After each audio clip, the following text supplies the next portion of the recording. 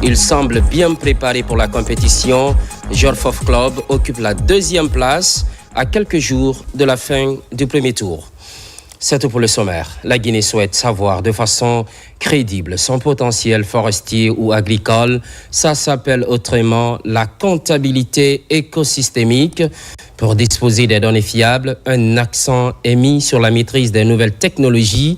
Le processus est lancé par le ministère de l'Environnement avec l'appui de la Banque mondiale. Mamadou Alpha Baldé.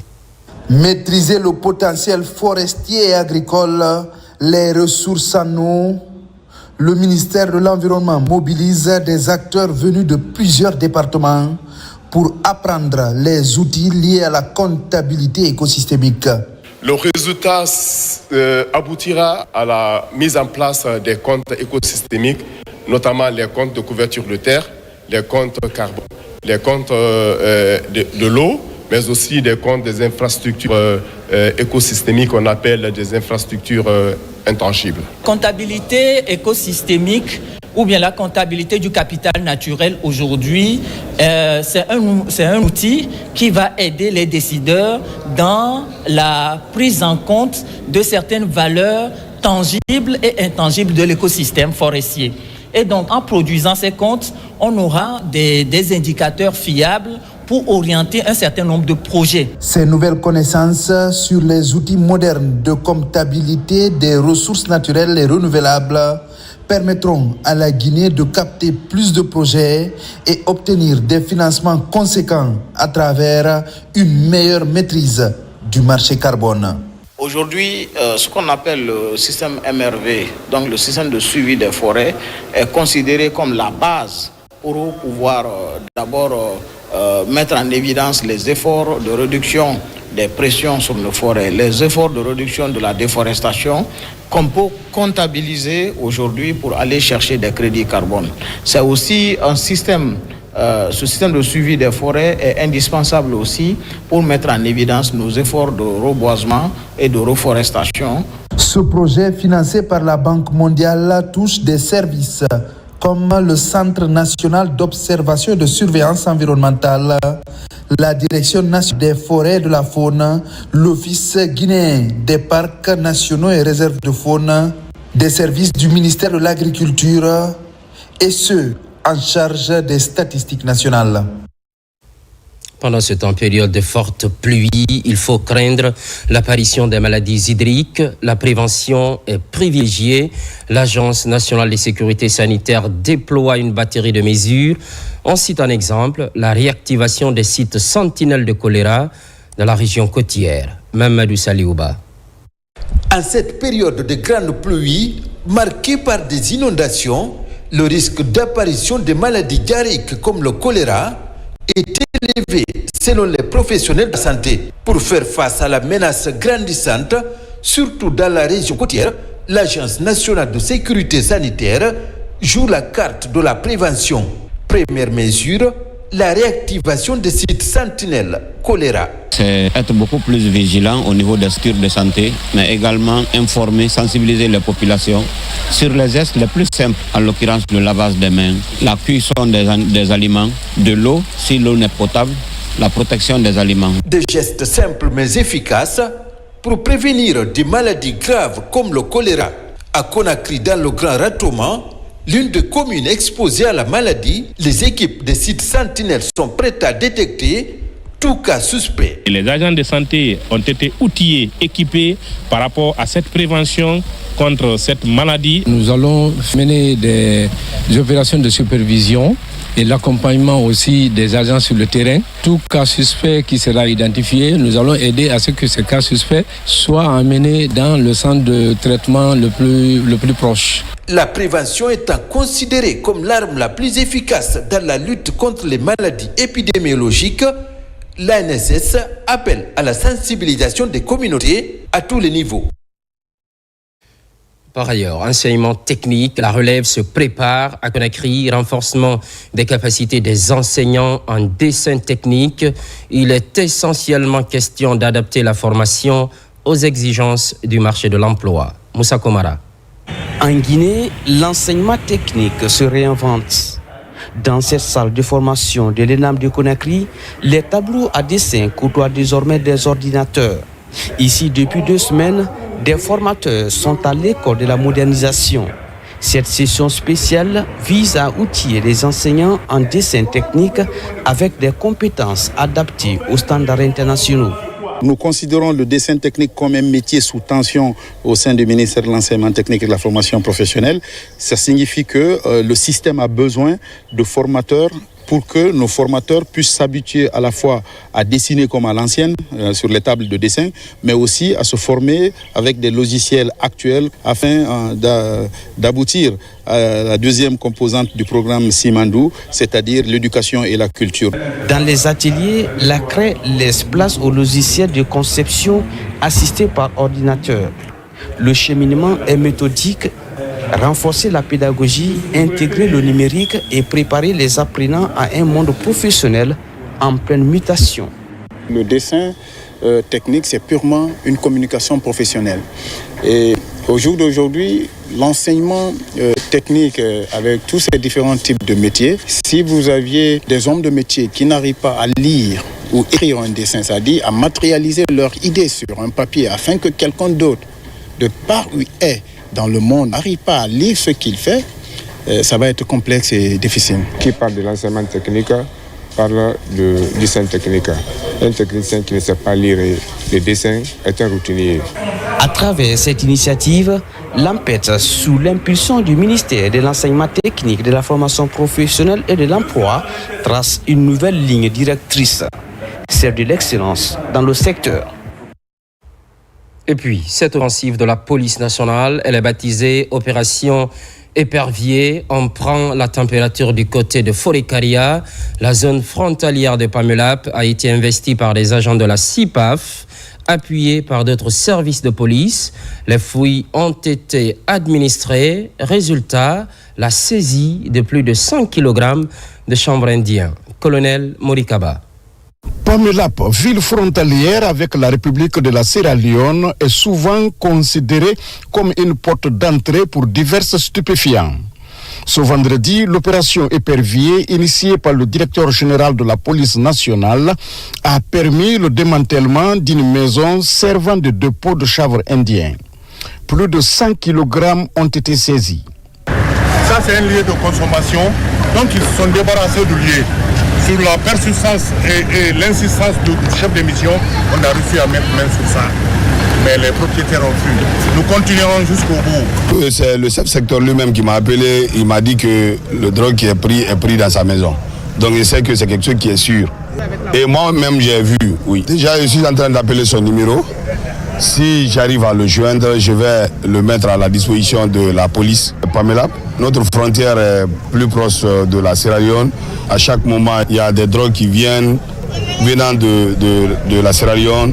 Au moment de l'intervention des agents de la CIPAF, le propriétaire de la maison était absent. Le commissaire spécial de la police de Pamelap a pris des dispositions pour la suite des enquêtes. Je vais essayer de mettre main sur le propriétaire de la maison. Et d'ici là, je mettrai la maison sous scellé. Jusqu'au moment où je vais mettre main sur le propriétaire pour le recel de malfaiteurs et des stupéfiants. À travers l'opération Épervier, la Direction générale de la police nationale, via la compagnie mobile d'intervention de la police aux frontières, appuyée par le commissariat central de Forêt-Caria, la CMIS numéro 17 et le commissariat spécial de Pamelap, réaffirme sa détermination à lutter contre les infractions transfrontalières et le trafic de stupéfiants. Priorité du moment, vulgarisation du projet de nouvelle constitution. Le ministre Faya, François Bourreau et Joséphine Collier, cadres du département, sont reçus à Kagbelin, une campagne de proximité pour donner de larges explications sur le contenu du texte. Mamadi Terna Kamisoko. À Kagbelin village, Kabouya et Grand Moulin en périphérie de Conakry, le projet de nouvelle constitution suscite un vif intérêt auprès de la jeunesse et des femmes. Aux côtés des autorités locales, le ministre du Travail et de la Fonction publique, Faya François Bourounou, est allé à la rencontre de ces couches laborieuses. Dans une démarche de proximité, il a apporté de larges éclaircissements sur le document juridique, rassurant ainsi les participants. Nous avons reçu monsieur le ministre de la Fonction publique pour la vulgarisation de la nouvelle constitution dans le secteur de Kabouya. C'est l'émanation du peuple de Guinée qui est là aujourd'hui. C'est pourquoi nous, à notre qualité de chef de quartier ou à notre qualité des membres du bureau, des membres du secteur, des membres des carrés et de toute la population de ce secteur, nous nous sommes dit qu'il faut qu'on se donne rendez-vous aujourd'hui à Kabouya pour qu'on sensibilise cette communauté. Nous sommes là pour que cette nouvelle constitution-là soit écoutée de tous. Que tout le monde, dans toutes les langues, puisse connaître pourquoi il y a la nouvelle constitution. Demain aussi, nous sommes dans d'autres secteurs. Nous n'allons pas nous arrêter. Face aux femmes, le ministre Bourounou a rappelé l'article 3 du projet de constitution qui prévoit l'instauration d'un quota d'au moins 30% de représentation féminine dans les postes décisionnels et électifs au niveau national, régional et local. Ce projet de nouvelle constitution protège les femmes et donne encore plus de pouvoir aux femmes, encourage la participation des femmes à la prise de décision et à la gestion de la chose publique. Après ces étapes, les initiateurs poursuivront leur tournée dans d'autres quartiers de la commune.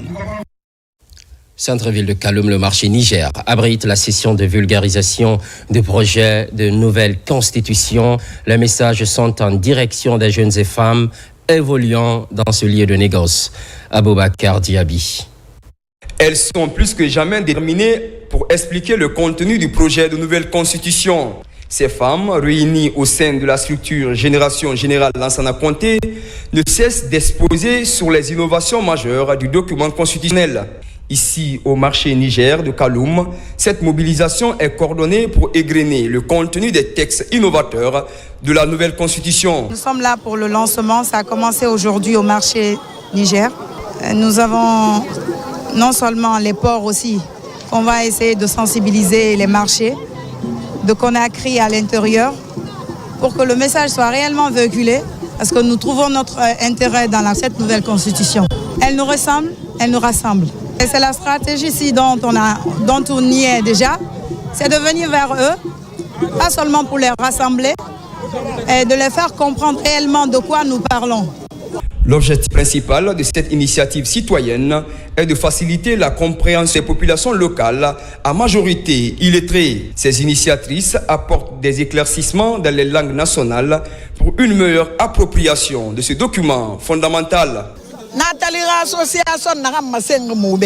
Nous avons compris le contenu du message véhiculé.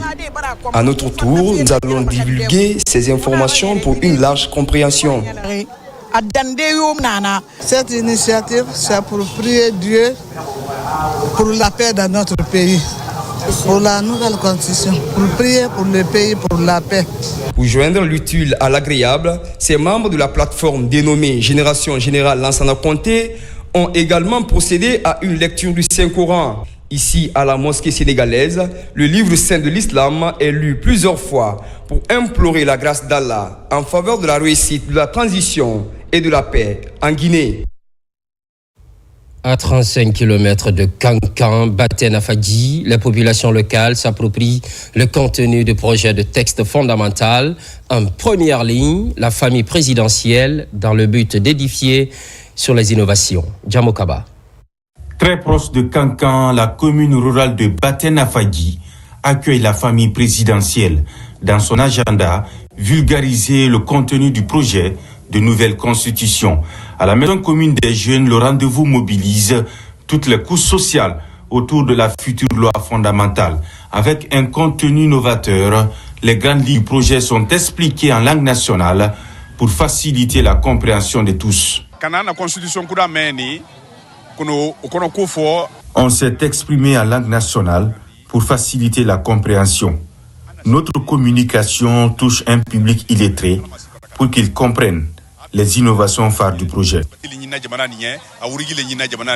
Le projet constitutionnel qu'on est en train de vulgariser, la vulgarisation, qu'est-ce qui veut dire la vulgarisation?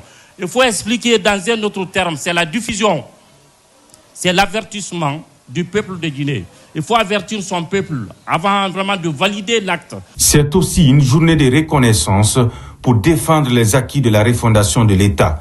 La couche féminine de Baten Afadji se donne la main pour parler désormais d'une seule voix. Nous soutenons très bien aussi le projet Simandou 2040.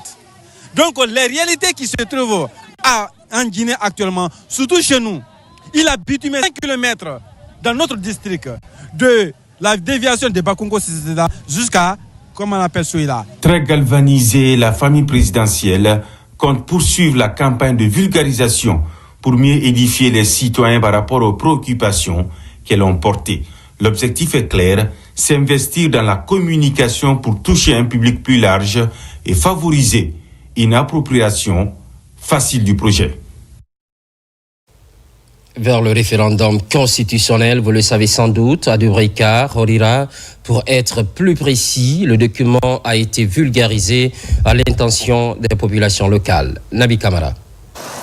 Dans la perspective du référendum prévu dans un peu plus de 30 jours, la vulgarisation du projet de constitution se poursuit sur l'ensemble du territoire national.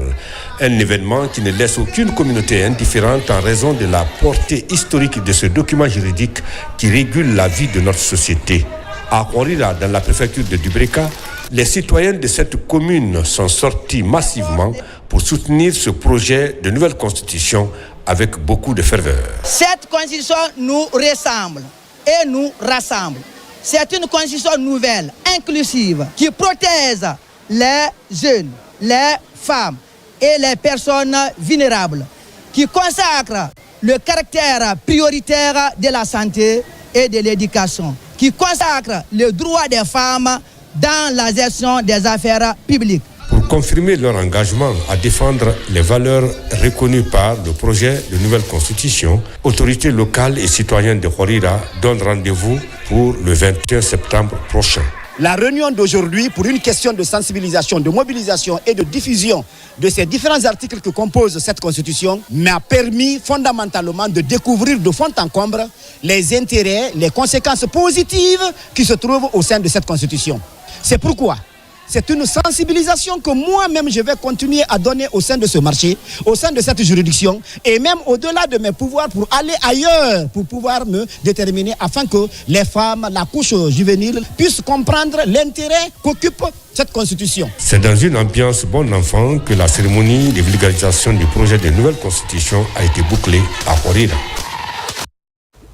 Retour dans la savane. À Mandiana, l'initiative est pilotée par les fils du terroir. Toutes les couches sociales sont sensibilisées, occasion de prendre connaissance des innovations. Djamokaba. À Mandiana, le principe se consolide pour un accès réel au contenu de la future loi fondamentale. À la Maison des Jeunes, du beau monde venu de toutes les contrées de Mandiana en faveur de la traduction du projet de nouvelle constitution dans les langues nationales. Une action citoyenne forte pour renforcer la compréhension du projet auprès de tous, y compris des personnes non alphabétisées. C'est la traduction complète, totale, de tout le contenu de ce projet dans la langue du terroir. J'apprécie le contenu du projet, surtout la gratuité de l'éducation. Moi, je n'ai pas eu la chance d'aller à l'école, mais avec cette grande innovation, mes filles vont étudier. Les 12 communes rurales de Mandiana, plus les 18 quartiers de la commune urbaine, sont là pour prêter une oreille attentive aux explications. Le débat national est animé par un juriste de profession et actuel chef de cabinet du ministère de la Justice. Toutes les dispositions qui font l'objet d'innovation dans cette nouvelle constitution, il était question de passer alors ces innovations-là au peigne fin.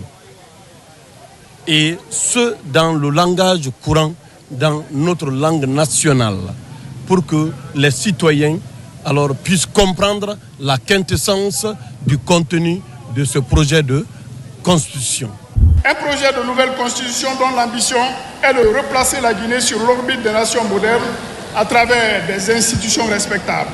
Le projet de nouvelle constitution nous propose une citoyenneté renouvelée dans laquelle le Guinéen saura plus que jamais les contours légaux de ses droits et devoirs.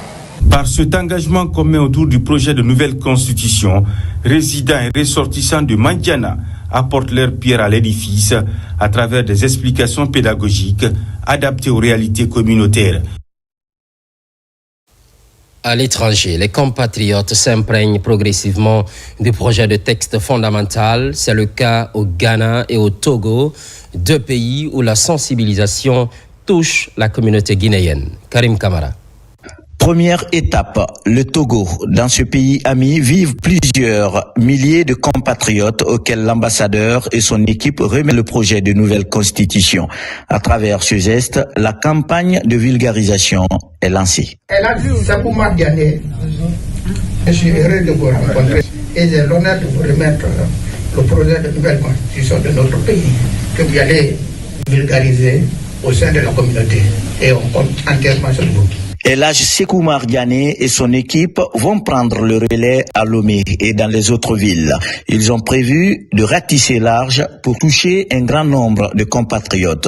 L'autre étape, c'est le Ghana, où le Conseil des Guinéens, les associations et autres groupements sont à pied d'œuvre pour faire connaître le contenu du projet de nouvelle constitution. La constitution constitue un socle, un soubassement pour toute nation sur cette terre. Un socle en termes de gouvernance, en termes de leadership, en termes de justice, en termes de la gestion de la chose publique. Le but de notre rencontre aujourd'hui est axé sur la vulgarisation du projet de la nouvelle constitution qui apportera un équilibre dans les secteurs notamment économiques, politiques, sociaux, éducatif dans notre cher pays. La campagne se poursuit. L'objectif est de permettre à la diaspora guinéenne vivant dans ces deux pays de comprendre le contenu de ce document. Retour au pays, autre sujet également, consultation nationale des filles. C'est maintenant avec le club des jeunes filles leaders de Guinée, une collaboration avec l'UNICEF bien sûr, rencontre pour recueillir les expériences des filles venues de tout le pays, une activité préparatoire du sommet de Dakar en octobre prochain. Yaya Silla.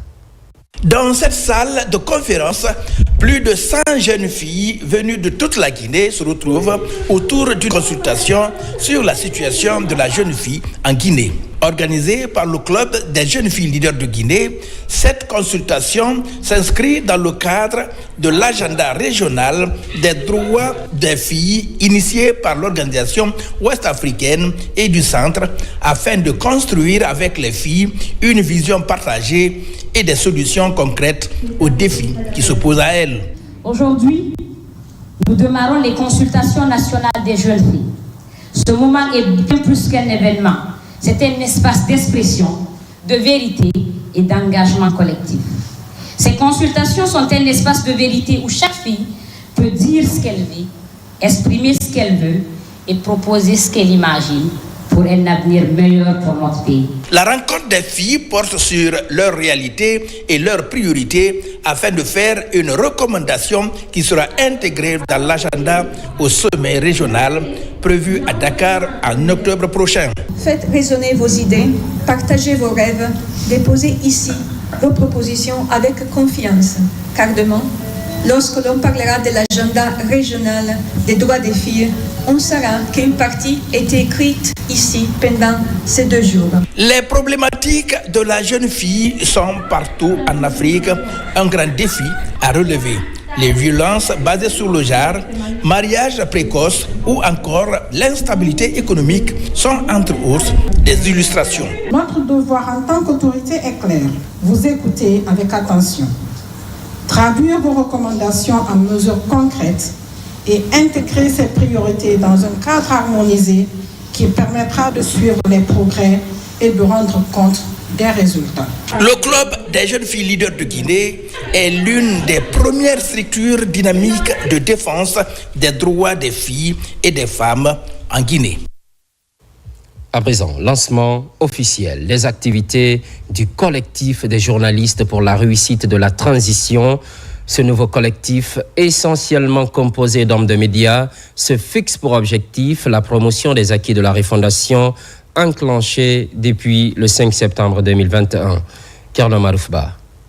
Ils se mobilisent pour une cause commune, la réussite de la refondation. Ce collectif des journalistes se fixe comme objectif travailler aux côtés des autorités et des citoyens pour favoriser la bonne marche de ce processus dans le pays.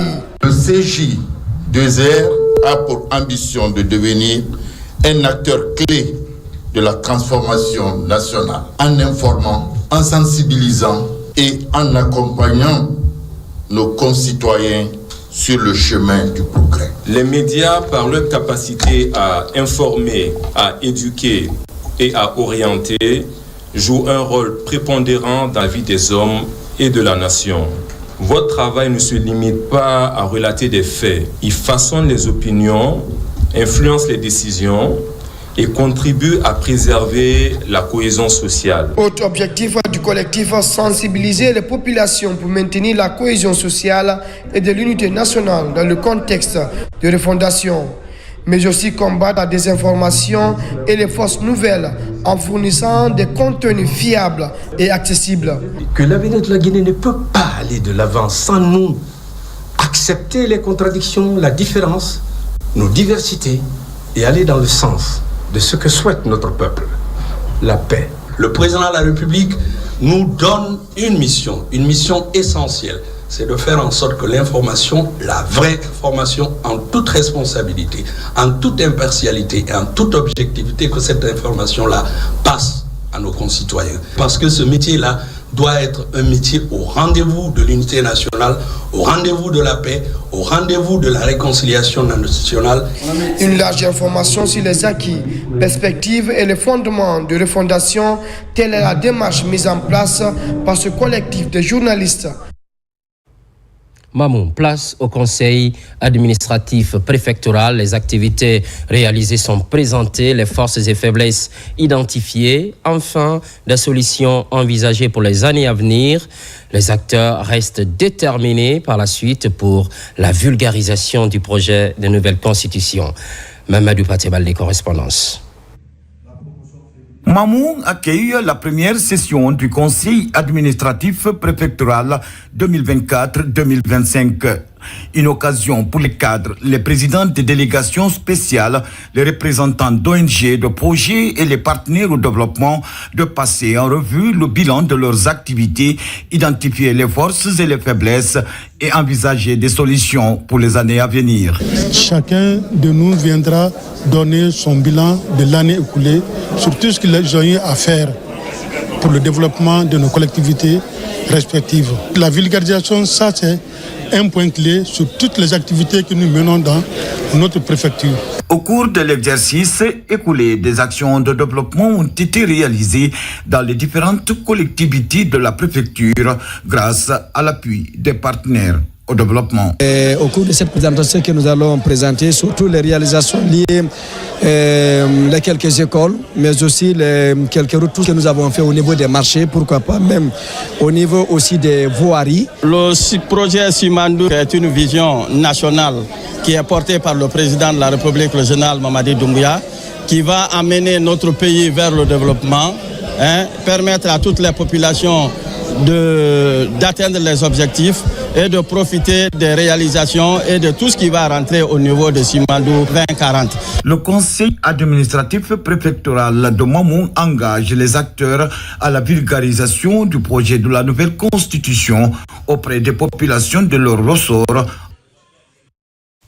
Journée porte ouverte à Tombolia, c'est l'un des titres de cette édition. Plusieurs acteurs se mobilisent pour célébrer la journée africaine du développement local et de l'état civil. Il s'agit de sensibiliser les parties prenantes sur l'importance de l'enregistrement des faits d'état civil et expliquer la vision de la commune pour un développement local durable. Mohamed Lamine Kamara. Ces dernières années, plusieurs réformes importantes sont engagées par le gouvernement pour améliorer le système d'état civil et impulser le développement à la base, comme la mutualisation des fonds pour accompagner les collectivités locales et la numérisation pour améliorer l'accessibilité des services d'état civil. À cette journée porte ouverte, la commune de Tombolia célèbre ses acquis de la bonne gouvernance prônée par le CNRD et de son président. C'est autour de ces journées de porte ouverte que nous sommes en train d'opérer des échanges pour que chaque prestataire des services publics à la base s'adresse à la population et la population à son tour lui pose des questions d'éclaircissement. C'est cette interaction qui est la trame de cette journée porte ouverte. À l'occasion de cette 8e journée africaine de l'état civil, couplée à celle de la décentralisation et du développement local, les autorités communales de Tombolia ont échangé avec l'ensemble des parties prenantes sur la délivrance gratuite des faits d'état civil, entre autres des actes de naissance et des pièces d'identité.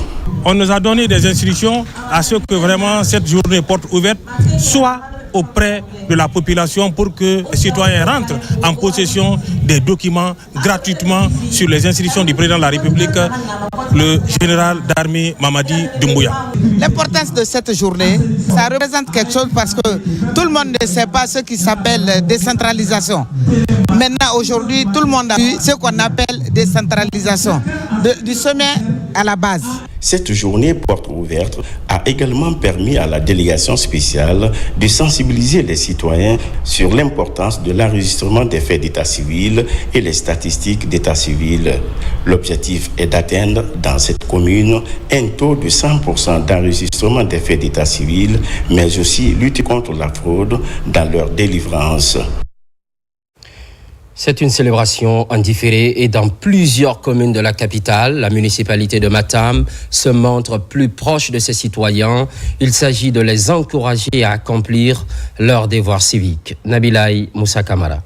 8e du genre au compte de l'état civil et première pour la décentralisation en Guinée, cette journée porte ouverte est célébrée de façon couplée à la journée africaine de la décentralisation, du développement local et de l'état civil. À la mairie de Matam, tous les services déconcentrés de la commune sont mobilisés sous les tentes en ce jour pour rapprocher les citoyens des cadres et agents communaux. Le service de l'état civil, c'est pour le peuple. Quand vous avez un fait d'état civil, vous venez directement à la mairie. Le rôle d'un service d'état civil ou un officier de l'état civil, c'est déclarer, enregistrer, délivrer et archiver dans nos archives.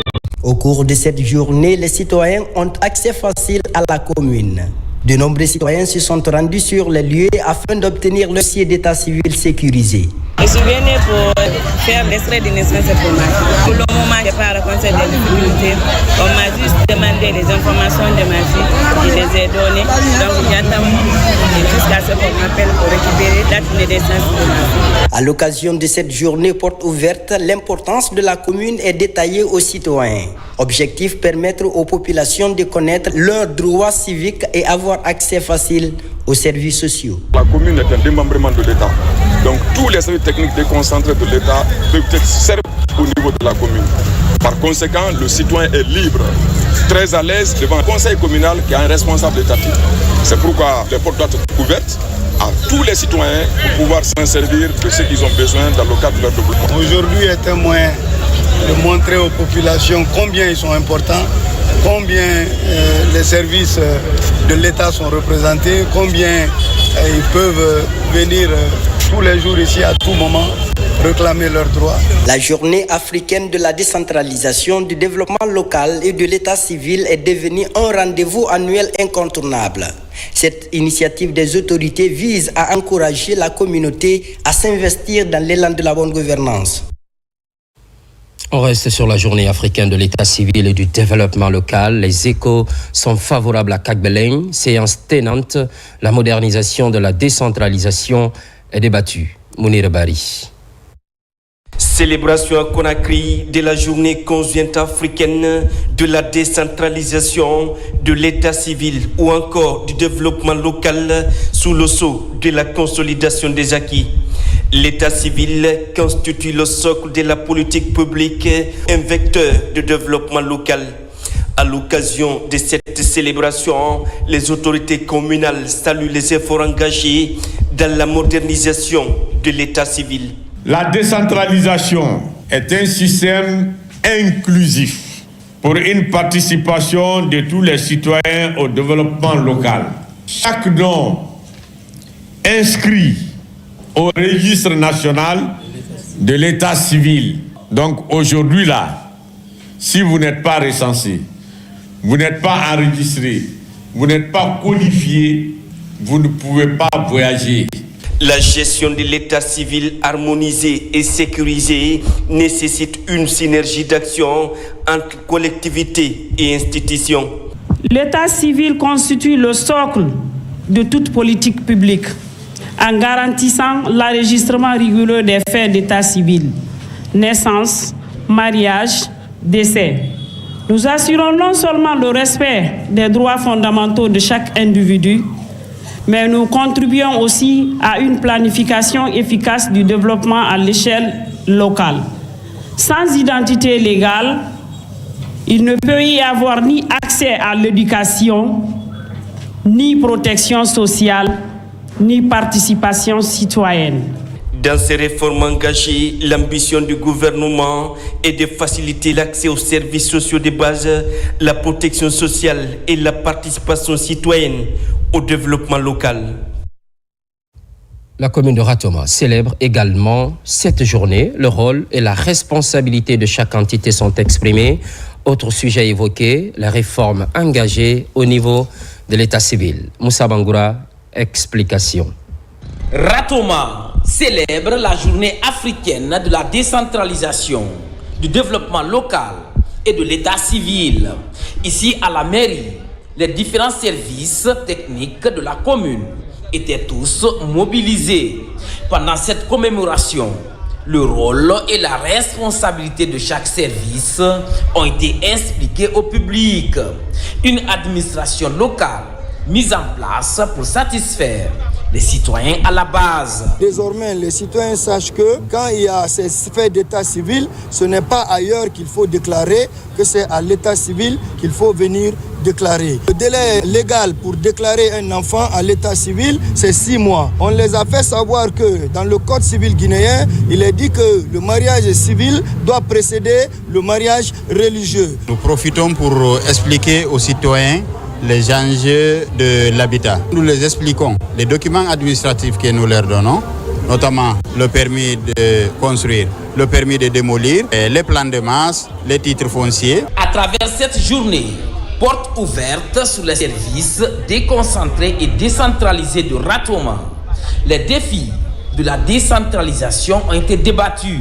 Tous les services sont représentés aujourd'hui ici à travers les stands. Les citoyens sont en train d'aller leur poser des questions et ils répondent pour satisfaire les citoyens. C'est dire qu'il y a une proximité entre les citoyens et l'administration. Il ne faut pas que les administrés considèrent que la commune est une autre structure. Non, c'est la maison commune, c'est la maison du citoyen. Donc les citoyens doivent s'identifier en leur commune. En plus de la décentralisation, les projecteurs étaient braqués sur le service d'état civil. Avec les réformes engagées dans ce secteur, plusieurs informations ont été données sur les procédures d'obtention des documents liés aux faits et actes d'état civil pour une meilleure prestation. Sport basketball, poursuite du championnat national. Pour l'instant, un nouveau club concentre les attentions. Le recrutement et la préparation plaident en sa faveur. Selon les résultats, Jorfof Club occupe la 2e place à quelques jours de la fin du premier tour. Robert Siditolno. 6 matchs disputés, dont 5 victoires au compte des matchs aller focus sur les matchs retour jusqu'au play-off. C'est le parcours satisfaisant de l'équipe du club Jorfof pendant ce championnat national de basketball qui se tient au Palais des Sports du 28 septembre. Un parcours des plus séduisants, en juge les encadreurs. Les impressions sont les bonnes parce que on atteint l'objectif, c'est-à-dire atteindre les playoffs et être champion. C'est ça notre vie. J'ai assisté à quelques matchs et ce que je suis en train de voir aujourd'hui ici montre effectivement que le niveau s'est relevé. On a de bons joueurs, on a aussi les Américains. Une bonne équipe de basketball demande du temps, des équipements ainsi qu'une préparation physique et morale intense. Ces préalables, Jorfof Basket Club ne s'en éloigne point depuis un certain moment. Nous avons vu un niveau de match très élevé et nous avons vu un c'est très enthousiaste. Et donc, ce qui veut dire que le basket a vraiment repris. Je pense que ça va continuer. Avec ses 5 victoires et une défaite en 6 matchs, Yorfop poursuit son petit bonhomme de chemin dans la compétition. Aujourd'hui, deuxième du championnat avec 11 points, derrière le club Centre Fédéral, l'objectif du jeune club de la capitale est de remporter des trophées en vue de hisser haut le niveau du championnat guinéen. L'actualité évolue en Guinée, notre paradis, terre de richesse et d'innovation. Merci de nous rester fidèles à Taban et un peu partout sur le territoire national. Les programmes se poursuivent.